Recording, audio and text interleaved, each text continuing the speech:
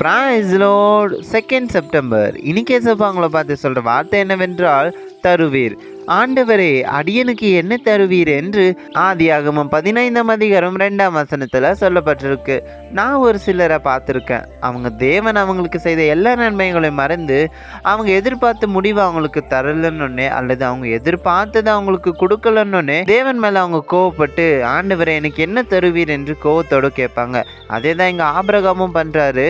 Abraham கேட்டதோ ஒரே ஒரு குழந்தை தான். ஆனால் தேவன் அதுக்கு மாறாக, நான் உன்னை பெரிய ஜாதியாக்குவேன், நான் உன்னை ஆசீர்வதிப்பேன், நான் உனக்கு கேடகமாக இருக்கேன்னு வெறும் வார்த்தையாக தான் சொல்கிறார். இங்கே அதுக்கு தான் ஆபிரகாம் சொல்கிறாரு, ஆண்டவரே அடியனுக்கு என்ன தருவீர், நான் குழந்தை இல்லாமல் இருக்கிறேன் என்று.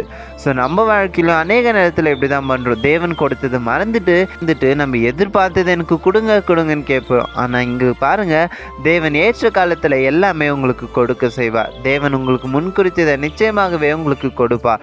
தேவன் ஆபிரகாமுக்கு வாக்களித்தது போலவே அவன் சந்ததியை பெருக பண்ணினார், அவனுக்கு குழந்தையும் கொடுத்தார். அதே போல் நிச்சயமாகவே உங்களுக்கு கொடுப்பார்.